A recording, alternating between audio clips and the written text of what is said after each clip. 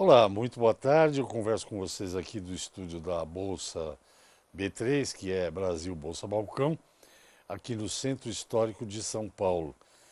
Bem, este programa e todos os outros que eu fiz aqui em 2017, você já sabe que ele fica disponível na página do programa no YouTube. A página do programa leva um nome criativíssimo, né? Programa Mercado Futuro. E já que você está lá no YouTube, entre também no outro canal que eu mantenho no YouTube, que é o Direto à Bolsa, com informações mais sucintas, mais curtas, sobre tudo, sobre política, sobre economia, sobre agribusiness, enfim. Só que aí, o Direto à Bolsa, você pode usar o seu smartphone, porque é 1 minuto e meio, 2 minutos no máximo. Bem, a ideia do programa de hoje é contar ou recontar uma história para vocês, que é uma pergunta recorrente que sempre acabam me fazendo, me fazendo, me fazendo. Em 1997, século passado, portanto, quando eu estreiei na frente das câmeras, vamos dizer assim, eu trouxe para a televisão os mercados futuros. Eu explico. No meu raciocínio, depois de muitos anos atuando nesse segmento econômico, que é o agronegócio, a agricultura, a pecuária, eu cheguei à seguinte conclusão. O produtor brasileiro, você com quem eu falo, seja de produtor de grão, seja produtor de hortaliça, de pecuária de bovina, suíno, enfim, eu cheguei à conclusão que o produtor brasileiro, que dedica sua atividade econômica à agropecuária, era extremamente eficiente. Eu estou falando de 1997, tá? Temos 2007 e 2017, portanto faz 20 anos, mais ou menos. E o produtor brasileiro tinha dificuldade? Ele não sabia nunca como ia vender o seu produto, a que preço ia vender o seu produto. Então, o principal risco não era produzir leite, produzir soja, enfim. O problema é que ele não sabia a hora que vai vender, que preço que iam pagar por esse produto. Então, não adianta, na minha cabeça, eu estou falando do que eu entendia na época. Na minha cabeça, como é que o produtor poderia gerir, administrar bem a sua atividade se ele não sabia que preço ia vender? Isso valia para tudo, para boi gordo, para milho, para algodão, etc, etc. Foi por esse motivo que então, em 1997, quando eu estreiei na frente aqui da câmera, que eu comecei a falar dos mercados futuros. E eu vou explicar também por quê. Porque eu percebi que existiam no mercado, e existe até hoje, ferramentas para que o produtor, antes mesmo de vender ou antes mesmo de plantar alguma coisa, ele já tivesse como fixar, ou melhor, saber a que preço ele ia vender. Um exemplo rápido. Por exemplo, agora nós estamos em plena safra, né, em plena safra de verão. Foi plantado e agora vamos depender de chuva, etc, etc. Mas, por exemplo, agora o produtor pode fixar o preço de algum produto que ele vai colher no ano que vem. Não tem problema nenhum. Existem mecanismos para fazer isso, que são aqui a B3, Brasil Bolsa Balcão. Aqui no Brasil é B3. E pode ser Chicago, pode ser Nova York, enfim, existem bolsas no mundo inteiro. Aqui do continente, a maior, eu acho que, sem dúvida, é a B3, a mais influente e tal. Então, eu cheguei a essa conclusão. Por quê? Porque quando eu comecei a falar de bolsa, as pessoas começaram a jorrar perguntas em cima do meu programa. Por que é bolsa? Eu devo investir em bolsa? E como é que é? Então, para você entender um pouco melhor essa história, eu vou contar então como é que as bolsas surgiram, por que que as bolsas surgiram. Você sabe que o ser humano, nós, os homens, mulheres, enfim, nós somos muito criativos. Quando tem um problema, até hoje ainda se consegue resolver. Assim como eu acho que os grandes problemas que nós temos aí, nós mesmos vamos encontrar soluções. Vocês sabem que os chineses, os asiáticos de uma maneira geral, inventaram muita coisa, né? Inventaram a pólvora, inventaram o macarrão, entre outras coisas, né? Inventaram uma série de coisas. Inclusive há um livro chamado 1429, uma coisa assim, há um ano, em que demonstra, o autor demonstra que os 1400 foi antes do nosso descobrimento, né? O autor demonstra no livro, claro, sempre gera polêmica, que os chineses construíram nessa época, em 1400, grandes navios, mas enormes navios, e viajaram pelo planeta inteiro. Ou seja, descobriram o Brasil antes do Brasil ser descoberto. E não apenas o Brasil, mas foram para a Austrália, enfim, segundo esse autor, 1429, uma coisa assim. Pra você ter uma ideia, os navios eram tão gigantescos que eles cultivavam, porque eram viagens longuíssimas, né? Não sabia quanto tempo ia ficar viajando. No próprio navio eles cultivavam arroz para eles se alimentarem. E aí um dos exemplos curiosos, né, dessa possível grande viagem, volta ao mundo que os chineses teriam dado em 1400 e alguma coisa, século XV, portanto, né? Aqui na América do Sul, nós temos aqui, no Peru, por exemplo, as pessoas dizem que é indígena, né? Mas os peruanos têm os olhos um pouco puxadinhos como os asiáticos. Isso é um exemplo, não há provas concretas, mas enfim, estou falando de um livro e de um autor. A propósito do arroz e de tudo que os asiáticos inventaram, né? Fogos de artifício, a pólvora, enfim, seda e por aí vai. Eles afinal são milhares de anos de vida, de história, de experiência. As bolsas de futuros também surgiram na Ásia. E para quê? Para o arroz. Explico. As safras agrícolas, não dá para você colher uma safra agrícola. Vou colher um pouquinho de arroz em outubro, outro pouquinho em novembro, janeiro, março, colher arroz o ano inteiro. Quando tem a safra agrícola, você colhe tudo, absolutamente tudo.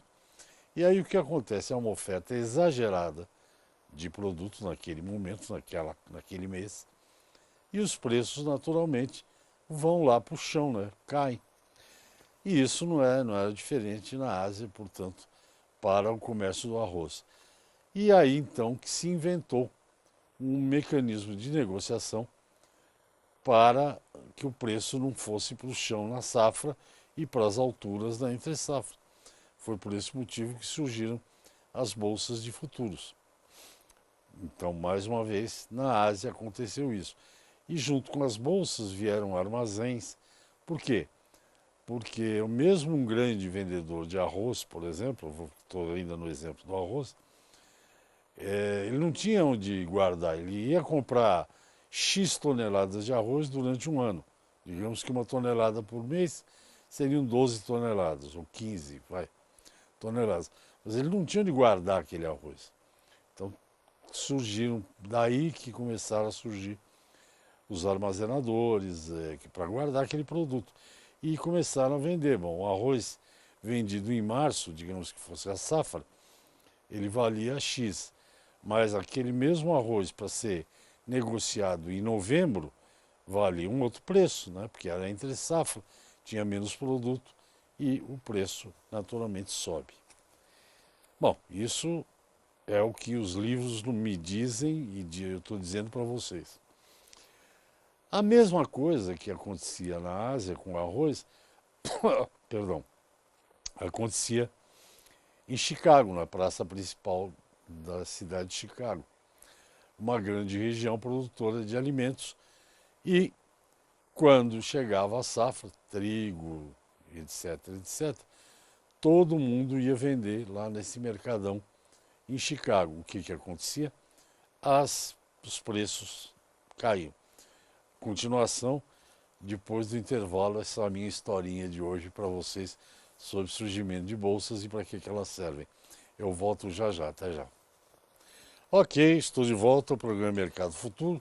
Hoje eu tirei o dia para contar para vocês uma pergunta que sempre vem para mim: como é que surgiram as bolsas e se eu devo ou não devo operar em bolsa, e é isso que eu estou contando para vocês.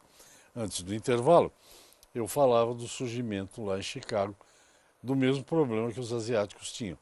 Na época da safra, todo mundo vinha para um chamado mercadão para vender o seu produto. Então, X toneladas de trigo, o preço do trigo ia lá para baixo.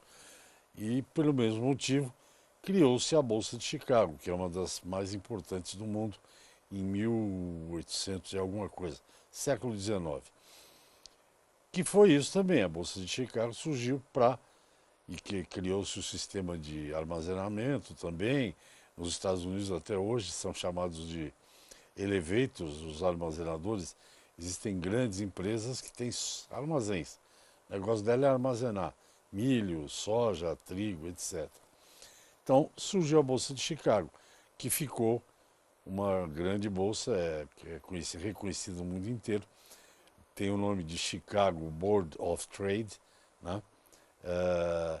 E negocia produtos agro também, não só, mas especialmente produtos agro, até leite, até queijo cheddar ela negociava. Bem, então para que serve a bolsa? Para isso, para prefixar, eu vou dar um exemplo atual para vocês. Por exemplo, hoje eu peguei aqui a operação da soja na Bolsa de Chicago, para dar um exemplo. Por exemplo, aqui eu tenho negócios na Bolsa de Chicago negociados até novembro do ano que vem, novembro de 2018. E a soja para novembro de 2018 está negociado lá na Bolsa de Chicago em 10 dólares e 1 centavo o bushel. Só lembrando para vocês que o bucho de soja e de trigo equivale a 27 quilos e 216 gramas. Então, buchos é quase uma saca de 60 quilos. Bem, então, para que serve? Então, vamos falar. Qual é o principal contrato negociado na Bolsa de derivativos? É o contrato futuro. Então, por exemplo, novembro do ano que vem, vamos pegar o exemplo do produtor americano. Novembro, o mês que vem, é quando se colhe a safra americana de soja e milho, né? A maior, a única deles, né? E já tem gente negociando a safra que será colhida no ano que vem. Para que isso serve para o produtor, para a cooperativa, para o grande produtor? Claro, tem que ter um certo volume. Se eu tenho 2 pés de milho na minha propriedade, lá em mini propriedade, não vou negociar na bolsa, né? 2 pés de milho não dá, tem que ter um certo volume. Mas, por exemplo, o produtor norte-americano, ele já enxerga que o mercado de contratos futuros está montando um cenário para 2018 de um bucho de soja valendo 10 dólares e 1 centavo. O que ele pode eventualmente fazer? Ele diz, bom, ano que vem eu vou produzir soja de novo. Ele está colhendo agora, mas ano que vem eu vou plantar de novo. Eu vou plantar X hectares, 3.000 hectares, né, de soja.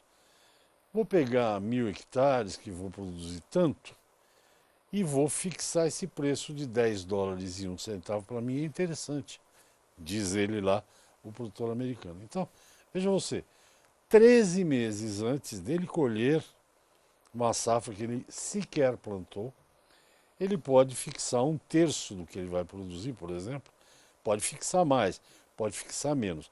A minha experiência em mercados futuros, de ler e estudar, diz que é melhor não fazer hedge de tudo. Isso é um hedge, né? Faz de um terço e tal para ver. Ele pode já fixar o preço de um produto que ele nem comprou a semente, nem plantou, para novembro do ano que vem a 10 dólares e um centavo o bushel. O que que acontece? O que que ele faz com isso? Ele diminui o risco. Por quê? Porque se chegar, né, quando estiver mais perto de novembro, a soja tiver caído para 9 dólares e um centavo o bushel, tiver caído um dólar, a outra parte, né, se ele vendeu, quem comprou, já depositou esse dinheiro na conta dele. Então ele garante, com 13 meses de antecedência, que ele vai vender um terço da safra dele por um preço determinado, que não lhe dá prejuízo. Que ele, se ele vai fixar o preço, é porque ele vai produzir a soja, o bucho de soja, por menos de 10 dólares e um, e vai ganhar, vai ter um lucro para manter a atividade. Então, diminuir risco, essa é a ideia, reduzir o risco. Risco zero, evidentemente, não existe, mas você diminui o risco. Aí, no Brasil, criou-se uma questão sobre os mercados futuros. Aqui, quando você compra um contrato ou vende lá, por exemplo, a soja de Chicago, tem correção todo dia, porque todo dia o preço muda. Sobe, desce, fica estável, sobe, desce. Dependendo da posição que você está, se, por exemplo, o preço sobe dos 10 dólares e um para 10 dólares e 2, você vai ter que fazer o depósito da diferença.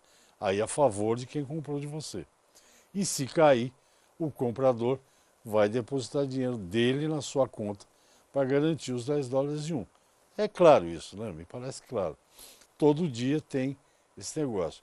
E no Brasil, os produtores de alguns setores não se aproximam da Bolsa, porque falam, não, tem que ter um dinheirão para entra e sai dinheiro todo dia. É verdade.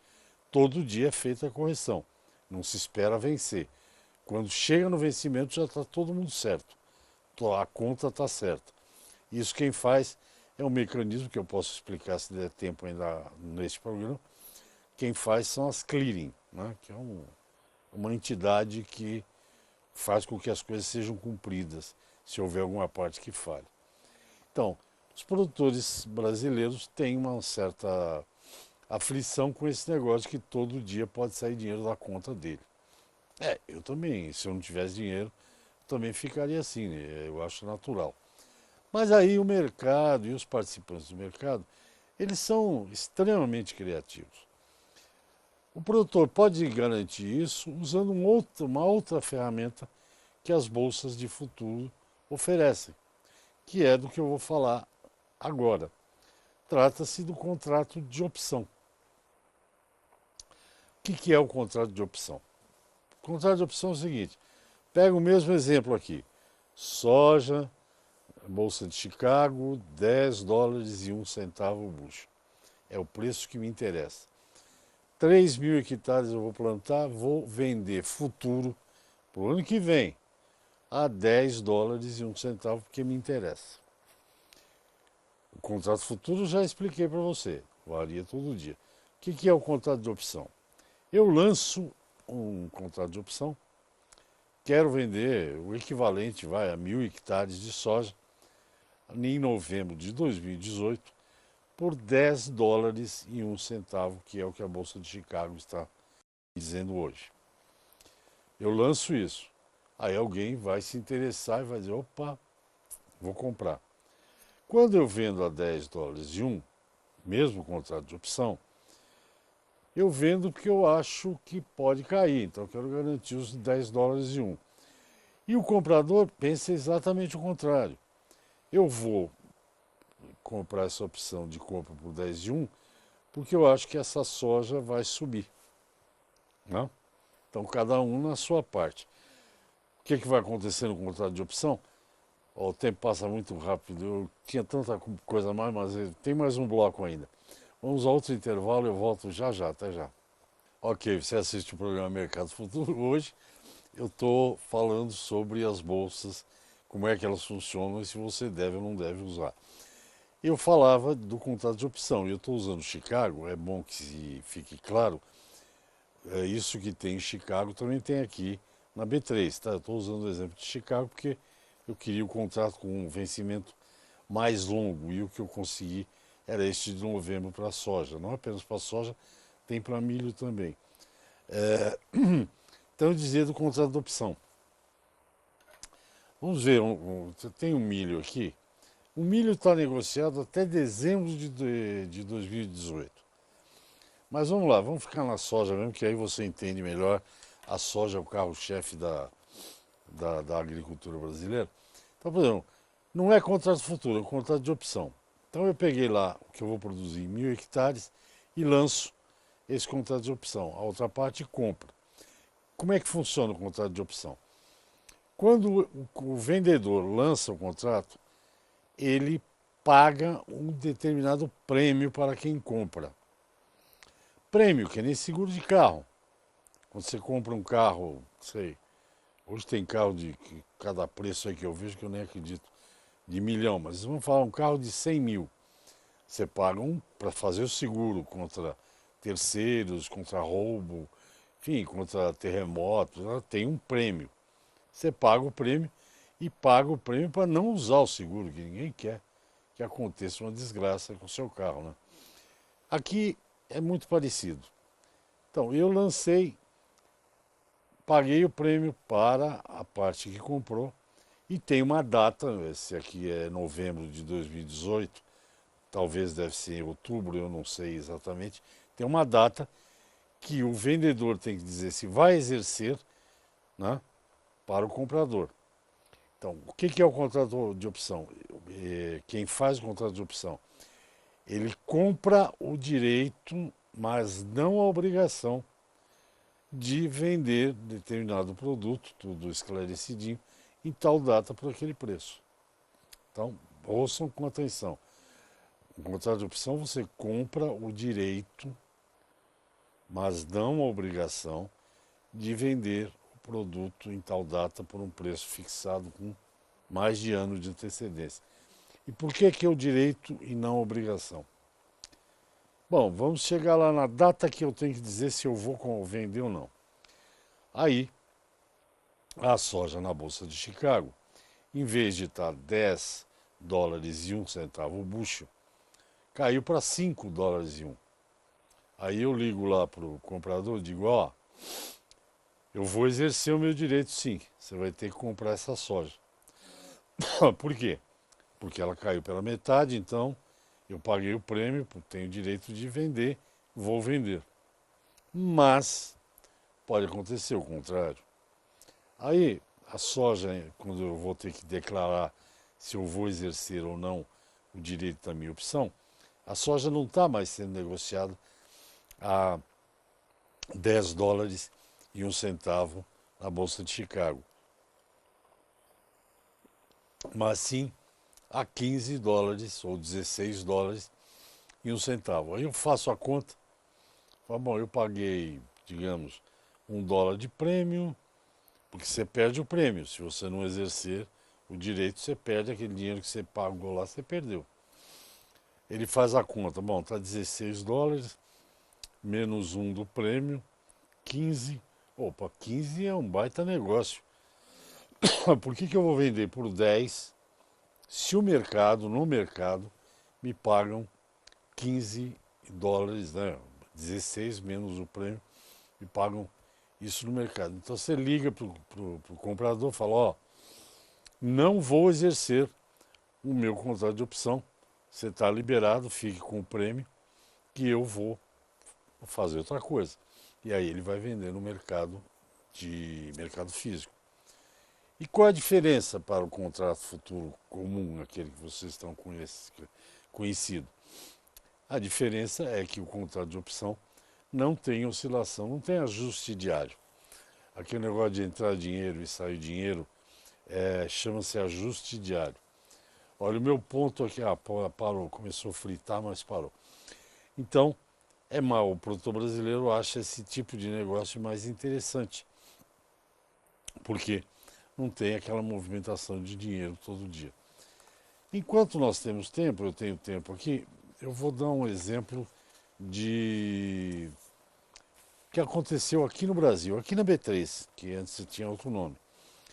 Por exemplo, o mercado do boi gordo é a mesma coisa. Em janeiro, por exemplo, agora em outubro, eu posso eventualmente estar fazendo contrato futuro ou contrato de opção para o ano que vem. E esse contrato de boi gordo teve uma época aí que ele estava bombando, estourando, e é isso que eu vou explicar para vocês. Eu acho que eu tenho 4 minutos de programa ainda. Por que ele estava bombando? Eu vou explicar rapidamente. O frigorífico, os grandes frigoríficos, eles exportam com muito tempo de antecedência, né? Eles fazem contratos para lá para frente. E eles não sabem que preço vai estar a arroba do boi quando eles tiverem efetivamente que comprar aquele boi. Então eles vieram aqui na bolsa e começaram a fixar preço.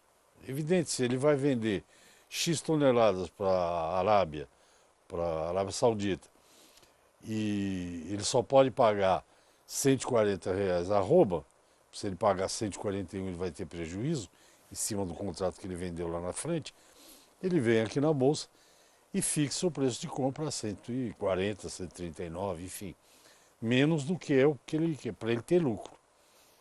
Isso é uma ponta da questão. Para a gente encerrar, o meu contrato do boi estava bombando. Aí, o frigorífico que exporta a carne, ele recebe em dólar. Na verdade, ele recebe em reais, mas o mercado internacional funciona em dólar. E tem a taxa de câmbio. Aí não apenas eles fixavam o preço do boi, como eles fixavam a cotação da moeda norte-americana. Por quê? Porque hoje, por exemplo, o dólar estava, a última vez que eu vi, a semana passada, estava 3,20 por aí, 3,24, uma coisa assim. Ele fixa o preço do dólar, porque se o dólar subir, ele vai receber menos reais, tá? Ele não vai receber os reais que ele acreditava. E essas oscilações. Então isso chama trava de mercado. Ele travou o preço que ele ia pagar a arroba do boi e travou na outra ponta quantos reais ele queria receber pelos dólares que vão entrar pela sua exportação de carne bovina, de soja, do que seja. Então, mais ou menos era isso que eu queria dizer para vocês. E a última questão, rapidamente: devo operar em bolsa? Todo mundo pode operar em bolsa, independente do tamanho. Agora, para operar em bolsa, você precisa ter todos os seus custos na ponta do lápis, na tela do computador, no smartphone, onde você quiser. Você tem que saber absolutamente tudo que você gasta para saber que a sua saca de milho para produzir custou X, a de soja Y, a arroba do boi H. Sem os custos, e aplicar ou operar em bolsa é um mau negócio. Espero que vocês tenham gostado do programa. Amanhã tem mais. Até o próximo programa. Obrigado.